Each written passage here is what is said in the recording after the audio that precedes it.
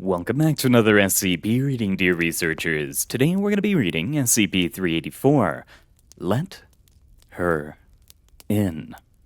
Now without further ado. Item number SCP-384. Object class, safe. Special containment procedures. Containment Unit 077, located directly outside Site-19, houses the current manifestation of SCP-384. It is to be outfitted with standard Foundation recording devices and must be situated so that it cannot be considered part of Site-19. SCP-384 must be the only way to enter or exit Containment Unit 077, unless an experiment requires the destruction of SCP-384, in which case the directing Level 4 researcher must improve the installation of any additional entryway in Containment Unit 077. When in use for experimentation, SCP-384 is to be observed at all times via closed-circuit television. If remote observation fails for any reason, all personnel assigned to SCP-384 are to be notified, and only personnel with permission from the supervising Level 4 researcher may enter Containment Unit 077. Personnel entering during the event of an observation failure must observe SCP-384 at all times. Failure by any personnel to do so will result in a complete lockdown of Containment Unit 077 and Site-19 passageways leading to it, with any operation to only resume at the overseeing Level 4 researcher's command. Offending personnel are to be severely reprimanded. During experimentation, only approved personnel may converse with SCP-384-1. Conversations must be broken up into 1-minute intervals.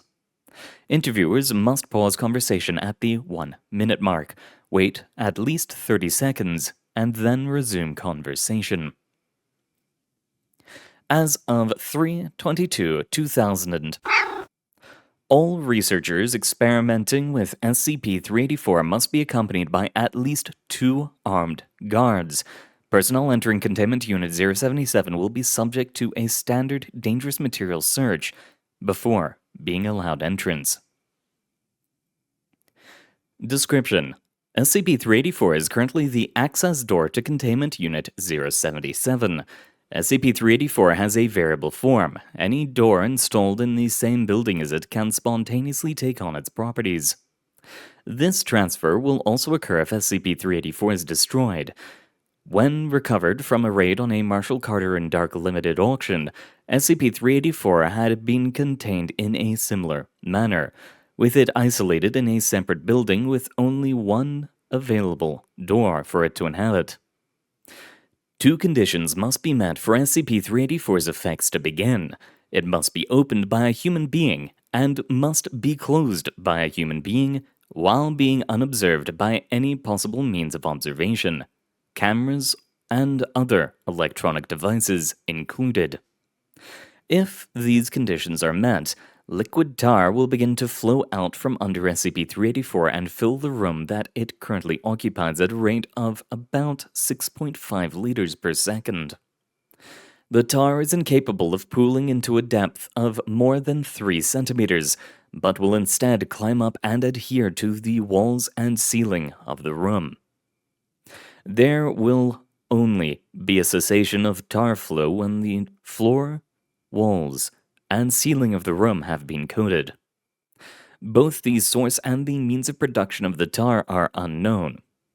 Besides its unusual adhesive properties, the tar has no paranormal effects and will behave completely normal once taken out of a room, hence its lack of an SCP designation. During the coating process, individuals inside the affected room can leave easily. However, once the process is completed, all open doors in the affected room will close and automatically lock. Doors cannot be unlocked even if lockpicks are used, but they can be destroyed. The second stage of effects takes place immediately after the conclusion of the first stage. Subjects who have not already escaped the affected room report the voice of a female human child, designated SCP-384-1. It is only audible within SCP-384's room. Recording devices placed directly outside the room cannot hear the voice. SCP-384-1 has been described as polite and cooperative. It claims that its name is reported missing by her family in 1960. When asked about its current whereabouts, SCP-384-1 will say that it cannot see anything or hear anything besides the interrogator's voice. SCP-384-1 apparently knows nothing of SCP-384 or its properties. An excerpt of the interview log is given below. Interview log 384-22 001412. Doctor, please describe your surroundings. SCP-384-1. It's dark, Doctor. I can't even see in front of my face. What are you seeing now? Doctor, my current surroundings are fine, thank you very much.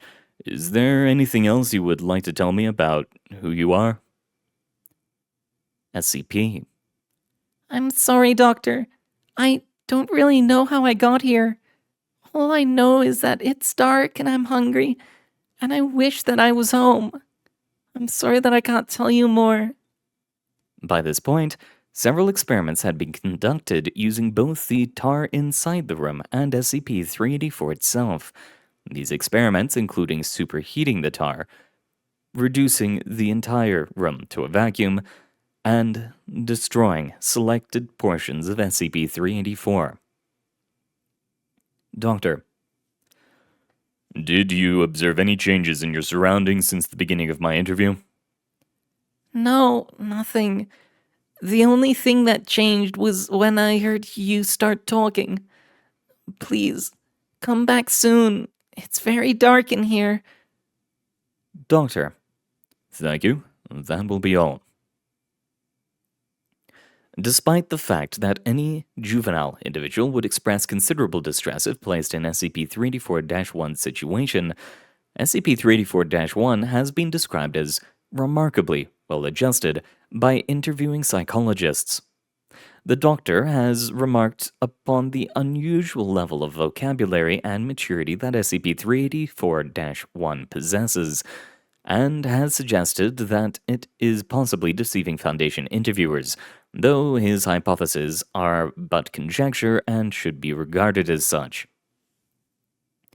If any individual maintains conversation with SCP-384-1 for more than 1 minute and 40 seconds, SCP-384-1 will request that they walk towards SCP-384 and open it.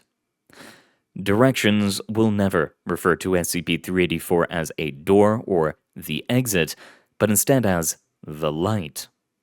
Furthermore, SCP-384-1 will gauge personnel's location relative to SCP-384 by the sound of an individual's footsteps or breathing.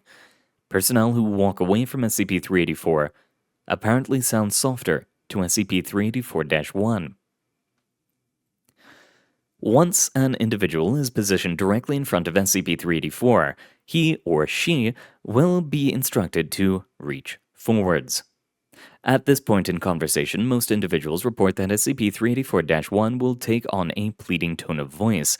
It is impossible to conventionally open SCP-384 without otherwise damaging or destroying it, but individuals who at this point attempt to open SCP-384 are encompassed by an abrupt explosion of no recorded alternative dimensions corresponding to the location observed through SCP-384, though personnel who have been to Los Angeles, La Brea tar fields have reported similarities.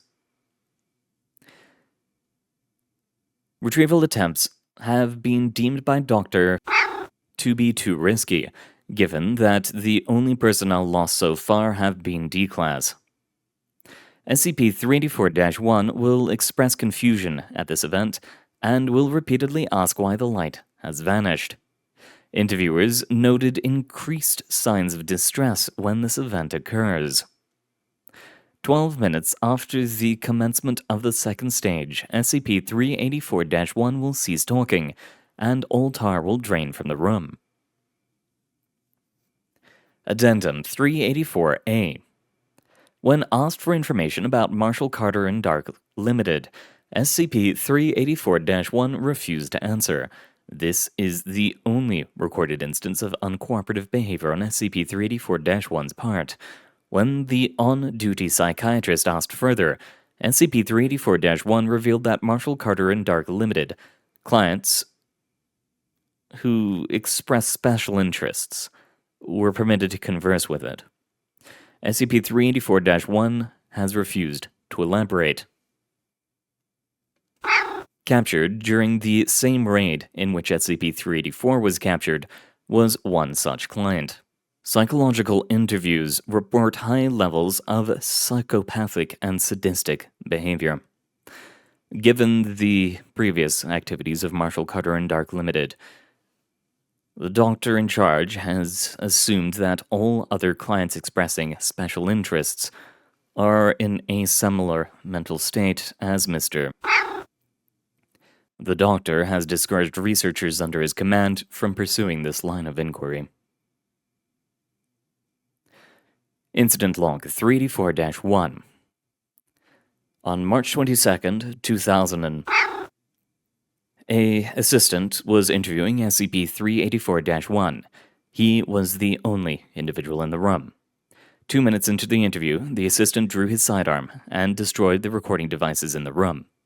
Nothing said by either SCP-384-1 or the assistant at any time during the interview suggested that the latter was about to commit mutiny.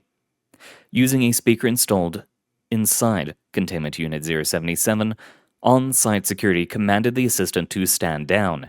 In response, the speaker was destroyed as well. An incident report received 30 minutes later revealed that the assistant had broken containment of another SCP and stolen it. Based on that SCP's properties, it is surmised that the assistant used the SCP to unlock and open SCP-384. 15 seconds after the assistant destroyed all surveillance devices in the room, large amounts of tar began to flow through SCP-384 from Containment Unit 077. The pressure of the tar against SCP-384 eventually tore it off its hinges, at which point the tar flow ceased. Interviewers report no change in SCP-384-1's behavior. The secondary SCP has been successfully retrieved and recontained, and containment of SCP-384 reestablished. The assistant's corpse has not been found. SCP-384-1 has been thoroughly tested for any possible telepathic or mimetic effects, but all results have been negative. There is nothing to suggest the assistant, one of SCP-384-1's most frequent interviewers, acted out of anything but free will. The doctor in charge's proposal to reclassify SCP-384 as Euclid has been denied. That was the best assistant researcher I've seen in years, and this is bull. Doctor? And that's all the time we have for today, dear researchers. Thank you very much for coming. It's been, of course, an honor reading for you. Good luck out there. I hope to see you all next time. And remember, take steps to help yourself, even if you don't know if it will really help. You'll normally find yourself better for it. Good luck.